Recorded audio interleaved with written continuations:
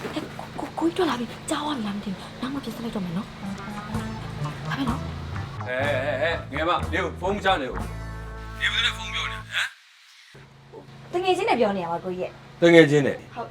နင်ပြောနေတဲ့လေဦးလေသိန်း flow ကတငယ်ချင်းနဲ့ပြောတဲ့ flow မဟုတ်ဘူးနေဘဲနဲ့ပြောနေရလားဟမ် မဟုတ်ပါဘူး ဘယ်လိုလဲ တငယ်ချင်းနဲ့ပြောနေရလို့ ပေးစံဟာ iPhone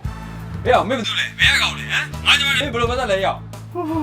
ဘယ်သူမှမဟုတ်ပါဘူးသမီးကစပယ်ပါကိုကြီးကကီတီရဲ့အကူဆိုတာလားရဲ့ ဟုတ်တာပဲမင်းသမီးဟာဟုတ်ပါတယ်အခုပြောနေတာခေသီးရဲ့အခု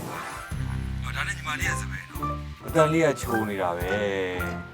ရုပ်ကလေးကလည်းအပြင်မှာတော်တော်လှမဲ့ပုံပဲနော်ဟောဒါနဲ့စကားမဆက်ကိုတို့တွေအပြင်မှာစုံမှုလား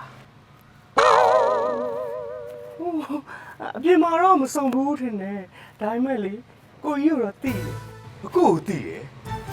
စုံမှုတွေရှိအောင်အပြင်မှာတွေ့ကြမယ်လေကိုတို့ဒိတ်ကြ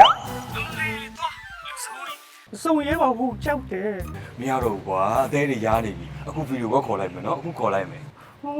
ဗီဒီယိုကောခေါ်လို့မရဘူးစပယ်ကောင်လေးကလေအဲ့လိုမျိုးလည်းမကြိုက်ဘူး ဘဲကြိုက်စရာမလိုဘူးလေစပယ်ကြိုက်ရင်ရပြီလေ Late your